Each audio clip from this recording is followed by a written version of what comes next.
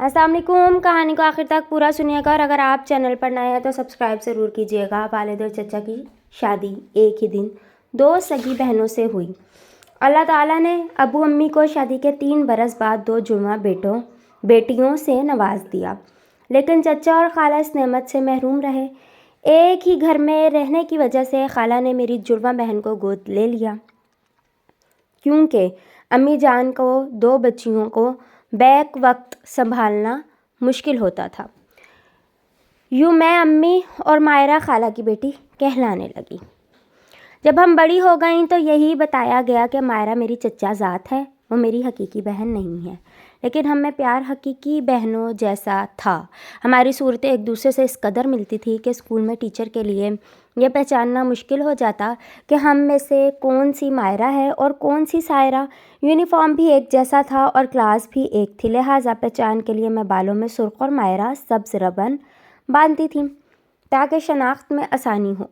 खाला को मकान छोटा पड़ने लगा तो चचा ने नया घर ख़रीद लिया और वो नए घर में मुंतकिल हो गए। अम्मी अब्बू के 5 बच्चे हो गए थे, लेकिन खाला अभी तक औलाद की नेमत से महरूम थी। वो मायरा को ही अपनी ज़िंदगी का सरमाया समझती थी, लिहाजा जब वो नए मकान में शिफ्ट होने लगे तो मायरा वहाँ जाने पर राज़ी न थी। उसने रो रो कर बुरा हाल कर लिया, हालांकि उनकी रहाइश का हमारे घर से ज़्यादा दूर न थी। मुझे याद है कि जब मायरा नए मकान में चली गई तो वो वहाँ उदास रहने लगी। उसका दिल घर में न लगता था। उसे हम बहनों के दरमियान रहने की आदत थी। अब हम अलहदा घरों से स्कूल पहुँचते, लेकिन छुट्टी के बाद वो मेरे साथ हमारे घर आ जाती, शाम तक रहती, फिर चचा जान आकर ले जाते। नए घर में जाकर मायरा को हमारे बिना चैन न मिला। उसका आना जाना लगा रहा। एक दिन इतवार को उसने सुबह ही मेरे पास आने की ठान ली। खाला से कहा, अम्मी हमने इकट्ठे होमवर्क करना है, मुझे सायरा के घर जाने दीजिए। वो बोली, तुम्हारे अब्बू हैदराबाद गए हुए हैं, तुम अकेली कैसे जाओगी? मेरी कमर में दर्द है, मैं भी नहीं जा सकती। वो बोली, आप नहीं जा सकती तो मैं अकेली चली जाती हूँ। करीब ही तो ताया अब्बू का मकान है, आप खिड़की से देखती रहिएगा। जिच आकर खाला ने इजाज़त दे दी। यूँ पहली बार वो अकेली हमारे घर आ गई। उसके बाद उसका मामूल हो गया। जब जी चाहता मैदान पार करके हमारे घर आ जाती। उसके घर से थोड़ा सा आगे छोटी सी स्टेशनरी की दुकान थी, जहाँ से वो रिसाले, कॉपियाँ, पेंसिलें वगैरह लिया करती। कभी मुझे कोई रिसाला मंगवाना होता तो एक दिन पहले उसे बता देती थी कि जब आओ लेती आना। ये दुकान रास्ते में पड़ती थी। आए दिन ज़रूरत की चीज़ें लेने वहाँ पहुँच जाती। इस तरह वो एक लड़के की नज़रों में आ गई जो अक्सर वहाँ बैठा होता था। इन दिनों हम 9वीं में पढ़ती थी। एक रोज़ वो आई। वो तो बोली, सायरा एक बात कहनी है, अगर मुझे कुछ हो जाए तो मेरी माँ की बेटी बन जाना, उन्हीं के पास रहना। क्या बकवास है? मैंने कहा, तुम्हें कुछ नहीं होने लगा, फिर मुझे ऐसा वादा करने की क्या ज़रूरत है? वादा करो ना। वो मुझे कुछ उदास सी लगी और मैं सोच में पड़ गई। न जाने उसे ऐसा ख्याल क्यों आया है। मैंने उसका दिल रखने के लिए वादा कर लिया। इस वाक़े के 1 माह बाद ऐसा हुआ कि जिसका किसी को गुमान भी नहीं था। ये जुम्मे का दिन था। चचा दुकान पर थे और खाला जी घर में काम काज में मसरूफ़ थी। मायरा आज स्कूल न आई। हमारी छुट्टी जुम्मे के दिन जल्द हो जाती थी। उसने खाला से कहा, अम्मी मुझे सायरा के पास जाना है, स्कूल का काम पूछना है। वो जानती थी कि यह लड़की रुकने वाली नहीं है। उन्होंने कहा, ठीक है, ध्यान से जाना। तुम्हारा ये रोज़ रोज़ अकेले जाना मुझे डराए रखता है। अल्लाह तुम्हारी हिफाजत करे। उस सपहर हम सब चाय पी रहे थे कि अचानक फ़ोन की घंटी बजी। वाले साहब घर पर थे। वो जुम्मे की नमाज़ पढ़कर अभी घर आए थे। उन्होंने फ़ोन उठा लिया। चचा जान कह रहे थे कि दुकान से रवाना हो गया हूँ, किसी ने फ़ोन किया कि कोई सानहा हुआ है, घर जल्दी पहुँचो। भाई साहब आप भी फ़ौरन मेरे घर आ जाएं। फ़ोन सुनकर वाले साहब सख्ते में आ गए। उन्होंने फ़ौरन गाड़ी निकाली और मुझे साथ बिठाया और चचा के घर आए। दरवाजे पर लोग जमा थे, पुलिस भी मौजूद थी। कुछ समझ नहीं आ रहा था कि क्या हुआ, किसने हजूम में रास्ता बनाया। अम्मी और मुझे घर के अंदर ले गए। खाला बेहोश पड़ी थी। उनके पास कुछ पड़ोसी औरतें बैठी हुई थीं जो उनके हाथ पांव सहला रही थीं। वालिद साहब बाहर ही रुक गए थे। नमाज जुम्मा के वक्त ज़िद करके मायरा घर से निकली थी। उस वक्त मैदान बिल्कुल सुनसान था। इलाके के मकीन जुम्मे की नमाज की खातिर मस्जिद में मसरूफ़ इबादत थे। जब वह मैदान में मौजूद खुदरू झाड़ियों के पास से गुजरकर सड़क की सिमत जा रही थी तो झाड़ियों की आड़ में किसी ने उसके साथ दस्त दराजी की कोशिश की। जब उसने मज़ाहमत की तो उसका गला दबा दिया गया। जब वो उसे घसीट रहे थे तो मायरा का दुपट्टा बाहर वाली झाड़ी में उलझकर वहाँ रह गया था। शाम से ज़रा पहले किसी का इधर से गुजर हुआ। اس نے دوپٹہ دیکھا تو نزدیک جا کر جھاڑی میں جھانکا۔ اسے وہاں مائرہ اوندھے منہ گری نظر آئی، جس کا لباس پھٹ گیا تھا۔ اس شخص نے پولیس کو اطلاع کی۔ پولیس وہاں پہنچ گئی۔ اس شخص نے رہنمائی کی کہ یہ لڑکی اکثر اسٹیشنری کی دکان کے سامنے سے گزرتی تھی، کبھی کبھی دکان سے خریداری بھی کرتی تھی، اور یہ فلاں صاحب کی بیٹی ہے۔ اطلاع دینے والے شخص کا نام واجد تھا، جس کی چچا سے دعا سلام بھی تھی۔ یہ کتابوں کی دکان میں سیلس مین کے طور پر ملازم تھا اور چچا کا پڑوسی بھی تھا۔ اسی نے ان کا نمبر پولیس کو دیا۔ یوں انہوں نے فون کر کے اطلاع کر دی۔ خالہ کا یہ حال کہ ہوش آیا تو پتھر کی مورت بن گئی۔ ہم بھی کافی دنوں تک صدمے سے نڈھال رہے تھے۔ ہم خالہ کو گھر لے کر آئے کہ اب وہ اکیلے وہاں رہنے کے قابل ڈیڑھ ماہ نہیں بعد تھی۔ جب اپنے گھر جانے لگیں، امی نے مجھے یہ کہہ کر ساتھ کر دیا کہ کچھ دن تم ان کے پاس رہو گی، ورنہ وہ مائرہ کے لیے رو رو کر جان دے دیں گی۔ تبھی مجھے مائرہ کا کہا یاد آیا، وعدہ کرو اگر مجھے کچھ ہو گیا تو تم امی کے پاس رہو گی۔ گویا کوئی اس کے پیچھے لگا ہوا تھا، اسے خدشہ تھا کہ کچھ ہونے والا ہے۔ تاہم نادان نے مزید کچھ نہ بتایا، کہیں اس کا ہمارے یہاں آنا روک دیا جائے۔ مائرہ کو شروع سے ہی خود پر اعتماد تھا۔ وہ ایک نڈر لڑکی تھی، مگر تھی تو لڑکی، جو معاشرے میں ایک کمزور ہستی گردانی جاتی ہے۔ اپنی ہر بات مجھے بتا دیا کرتی تھی۔ صد افسوس کہ اپنے اس خوف سے آگاہ نہ کیا وہ جو آخری وقت اس کے دل میں تھا، ورنہ وہ یہ کیوں کہتی کہ اگر مجھے کچھ ہو جائے۔ یہ بات آج تک میں سوچتی ہوں تو افسوس کی اتھاہ گہرائیوں میں ڈوب جاتی ہوں۔ بہرحال وہ شفاق انسان گرفتار نہ ہو سکا کہ جس نے مائرہ پر ایسا ظلم ڈھایا تھا کہ ایک پھول جیسی کمسن لڑکی کو ہلاک کر دیا تھا۔ پولیس باوجود کوشش کے قاتل کا سراغ نہ لگا سکی، یہاں تک کہ 2 ماہ گزر گئے۔ میں ابھی تک خالہ کے پاس تھی۔ مجھے مائرہ کے اس دنیا سے چلے جانے کا اس قدر ملال تھا جیسے میری روح نکل گئی ہوگی۔ جانتی تھی کہ وہ خالہ کی لپالک مگر میری سگی بہن ہے، میری ہم شکل، اور ہم اس دنیا میں اکٹھی آئی تھیں۔ اے کاش اکٹھی ہی اس دنیا سے جاتی، لیکن اللہ تعالیٰ کی مرضی اور مصلحت کہ وہ چلی گئی، لیکن میں بھی زندہ تھی۔ وقت ہر جگہ مندمل کر دیتا ہے، لیکن دکھ کے دنوں میں وقت بھی دھیرے دھیرے انسان کے وجود پر اپنے بھاری قدموں سے چلتا ہوا گزرتا ہے۔ خالہ کی لپالک ضرور تھی، مگر مائرہ کو انہوں نے اس کے جنم دن سے گود لیا تھا۔ وہ اسے سگی اولاد جیسا ہی سمجھتی تھی، اس کی ہر فرمائش پوری کرتی تھی، تبھی تو وہ اتنی لاڈلی اور ضدی ہو گئی تھی۔ جب تک اپنی بات نہ منوا لیتی، آرام سے نہیں بیٹھتی تھی۔ پولیس کسی حال میں میرے چچا اور ان کی بیوی کے دکھ کا مداوع نہ کر سکی۔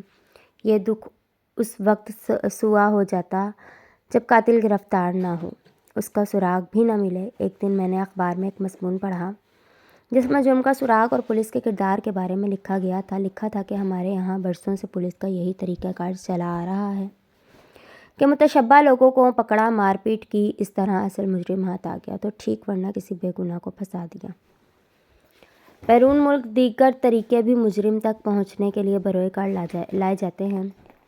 وہاں ایک بہت پرانا خیال یہ بھی ہے کہ قاتل جائے واردات کے آس پاس بھٹکتا رہتا ہے۔ یہ پڑھ کر میرے ذہن میں آیا، ہو سکتا ہے کہ مائرہ کا قاتل بھی آس پاس موجود ہو۔ میری صورت مائرہ سے ہو بہو ملتی تھی۔ اگر اس کے کپڑے پہن کر اس راستے سے گزروں جس سے گزر کر وہ روز ہمارے گھر آتی تھی تو یقیناً قاتل مجھے دیکھ کر ضرور چونک جائے گا۔ ایسے میں وہ یقیناً خود پر قابو نہ رکھ سکے گا۔ اپنا یہ خیال میں کسی سے شیئر بھی نہیں کر سکتی تھی، لیکن جب رات کو مائرہ کے پلنگ پر سونے کے لیے لیٹی تو یہ خیال تنگ کرنے لگتا کہ اگر اس کا قاتل اسی علاقے میں ہے تو ایک دن مجھے دیکھ کر ضرور بے اختیار میری جانب آئے گا، تبھی وہ پکڑا جائے گا۔ ایک دن میں نے یہ خیال اپنے ابو کو ظاہر کر دیا اور وہ مضمون بھی انہیں پڑھوا دیے۔ وہ سوچ میں پڑ گئے اور پھر پولیس انسپکٹر پر اس خیال کو ظاہر کیا تو وہ متفق ہو کر بولا، یہ ممکن ہے، ایسا ہو سکتا ہے، اگر آپ ساتھ دیں تو ہم یہ آخری کوشش کرتے ہیں۔ جبکہ ہم شکل بچی مائرہ کے روپ میں وہاں سے گزرے گی، ہم اس کی نگرانی کریں گے، آپ کو یقین دلاتے ہیں اسے کوئی نقصان نہیں پہنچنے دیں گے۔ ابو نے علیحدگی میں مجھے پولیس آفیسر کے خیال سے آگاہ کیا اور پوچھا، کیا تم بہن کے قاتل کو پکڑوانے میں تعاون کر سکتی ہو؟ کیوں نہیں، میں نے سوچے بغیر جواب دیا۔ مائرہ میری بہن ہی نہیں، میری روح تھی، اور اپنی روح کے لیے میں سب کچھ کر سکتی ہوں۔ ابھی مائرہ کو دنیا سے رخصت ہوئے 6واں ہفتہ تھا۔ میں نے اس مشن کا بیڑا اٹھایا۔ چچا اس بات کے حق میں نہ تھے، ان کا خیال تھا کہ یہاں مجھے بھی انداز کے ہوتے ہیں، جرم کرنے والا اتنے دنوں میں نہ جانے کہاں چلا گیا ہوگا، ہم یہ غلطی کر کے خدا نخواستہ دوسری بچی کو بھی کہیں نہ گوا دیں۔ اس رات جب میں مائرہ کے کمرے میں سوئی، مجھے لگا جیسے اس کی روح میرے آس پاس بھٹک رہی ہے، اس کی یادیں، اس کے وجود کی خوشبو اس کے بستر میں بسی ہوئی تھی۔ اس رات بہت دیر بعد مجھے نیند آئی، حالانکہ خالہ میرے قریب سو رہی تھی۔ اگلی صبح جمعہ تھا، ٹھیک اسی وقت مائرہ کا لباس پہن کر میں گھر سے نکلی۔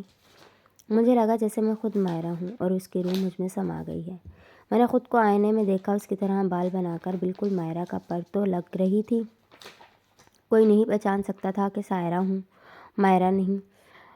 گھر سے نکلتے ہی محسوس ہوا جیسے میرا ذہن میرے قابو میں نہیں ہے، قدم بے اختیار ادھر اٹھ رہے تھے جدھر سے گزر کر وہ گئی تھی، اور جھاڑیوں تک پہنچ کر اس کا دوپٹہ الجھ گیا تھا۔ آج میں نے وہی دوپٹہ اوڑھ رکھا تھا۔ پہلے میں نے کتابوں کی دکان پر رک کر ایک رسالہ خریدا، پھر اس رستے پر ہولی، جہاں میری بہن کو گھسیٹ کر جھاڑیوں کے اندر ڈالا گیا تھا، مگر اس جگہ ایک لمحے کو ہی رک پائی اور قدم آگے بڑھا دیا۔ سڑک تک کوئی سامنے آیا اور نہ پیچھے اور نہ ہی دائیں میں نظر آیا۔ گھر میں سلامتی سے آتے دیکھ کر امی نے اللہ کا شکر ادا کیا۔ ان کے خیال میں میں چچا کے ساتھ آئی تھی، لیکن میں اکیلی آئی تھی۔ میری نگرانی کرنے والے مجھ پر کہاں سے نظر رکھے ہوئے تھے یہ بھی معلوم تھا۔ 3 دن اسی طرح میں امی سے خالہ اور خالہ سے امی کے گھر آئی۔ چوتھے روز انسپکٹر نے ابو کو بتایا کہ قاتل گرفتار کر لیا گیا ہے۔ قاتل کون تھا اور کیسے پکڑا گیا یہ بھی عجیب ردا ہے۔ وہ اسی دکان کا ایک ملازم تھا جہاں سے مائرہ گزرتی تھی۔ وہ اسے دیکھتا اس کے دل میں مائرہ کے لیے جانے کیسے جذبات پیدا ہو گئے کہ وہ اس سے تنہائی میں بات کرنے کا خواہش مند ہوا۔ شاید مائرہ نے اس کی میلی نگاہوں کو پہچان لیا، تبھی اپنے تیور کڑے رکھے۔ دکان پر بات کرنے کی ہمت نہ ہوئی تو اس جنونی نے سنسان میدان میں روک کر بات کرنا چاہیے، مگر مائرہ نے اسے ڈانٹ دیا۔ غالباً اسی روز میری بہن نے مجھ سے یہ وعدہ لیا تھا کہ اگر مجھے کچھ ہو جائے تو تم میری امی کے پاس رہنا۔ مائرہ کے قتل ہو جانے کے بعد مجھے دکان سے گزرتے ہوئے دیکھ کر وہ شخص حیرت زدہ رہ گیا کہ مائرہ تو مر چکی ہے، یہ دوسری مائرہ کہاں سے آ گئی؟ بے شک وہ چونک گیا تھا، لیکن مجھ سے کلام کرنے کی ہمت اس میں نہ تھی۔ چوتھے روز جب میں نے دکان میں جا کر رسالہ خریدا تب اس سے نہ رہا گیا، کیونکہ میری آواز بالکل میری جڑواں بہن جیسی تھی۔ وہ تیزی سے دکان سے باہر نکل گیا اور لمبے لمبے ڈگ بھرتا جھاڑی کی اوٹ میں جا کر ٹھہر گیا۔ اسے باہر جاتے دیکھ کر میں سمجھ گئی کہ یہ مجھ سے بات کرنے کے ارادے سے باہر نکلا ہے۔ جب میں جھاڑی کے قریب پہنچی وہ باہر نکلا ہی تھا کہ اسی لمحے پولیس والوں نے اسے دبوچ لیا۔ یہ پولیس اہلکار قریبی جھاڑی میں چھپے ہوئے تھے، 3 دن سے نگرانی کر رہے تھے۔ وہ اسے اپنے ساتھ لے گئے۔ ایک پولیس اہلکار نے مجھے باحفاظت گھر چھوڑ دیا۔ دوران تفتیش اس شخص نے سب کچھ اگل دیا کہ مقتولہ کو اکثر میں دکان کے سامنے سے گزرتے دیکھتا تھا۔ ایک روز لڑکی سے بات کرنے کے لیے اس کے پیچھے میدان میں گیا تو اس نے شور مچا دیا۔ اس دن تو ڈر کر میں واپس لوٹ آیا۔ البتہ کچھ روز بعد اپنے ایک دوست کے ہمراہ دوبارہ اس جھاڑی میں چھپ کر بیٹھ گیا۔ جو ہی وہ وہاں سے گزری ہم نے اسے جھاڑی میں گھسیٹ لیا۔ اس پر لڑکی نے شدید مزاحمت کی تو طیش میں آ کر اس نازک سی ہستی کو ہم نے گلا دبا دیا۔ اتنا کچھ کر کے بھی تم دکان سے ملازمت چھوڑ کر نہیں گئے اور دوبارہ بھی وہاں چلے گئے جہاں تم نے اس بے گناہ کا خون کیا تھا۔ آخر ایسا کیوں؟ کیا تم کو پکڑے جانے کا خوف نہیں تھا؟ مرنے والی کو دوبارہ زندہ سلامت دیکھ کر میں حیرت زدہ رہ گیا تھا۔ سوچتا تھا کہ اتنی مشابہت کسی سے نہیں ہو سکتی۔ وہ اسی گھر سے نکلتی، وہی کپڑے پہنے ہوتی ہے، اسی طرح راستے سے گزرتی ہے، میری تو آنکھیں پھٹی رہ گئی تھیں جیسے مرنے والی کی روح آسمان سے اتر آئی ہو۔ اسی حیرت میں 3 روز تک پریشان رہا۔ چوتھے دن جب وہ دکان کے اندر آئی تو مجھ سے رہا نہ گیا اور میں اس راز کو جاننے کی نیت سے جھاڑی کی اوٹ میں جا کر ٹھہر گیا کہ وہ دکان سے نکل کر ادھر آئے گی تو حقیقت جان پاؤں گا۔ قاتل پکڑے گئے لیکن زخم پھر سے تازہ ہو گیا۔ کئی دن تک ہم غم سے نڈھال رہے۔ آج بھی جب مائرہ بہن کی یاد آتی ہے تو آنسو تھمنے کا نام نہیں لیتے، حالانکہ اس واقعے کو گزرے ہوئے 40 برس ہو چکے ہیں۔ اللہ حافظ۔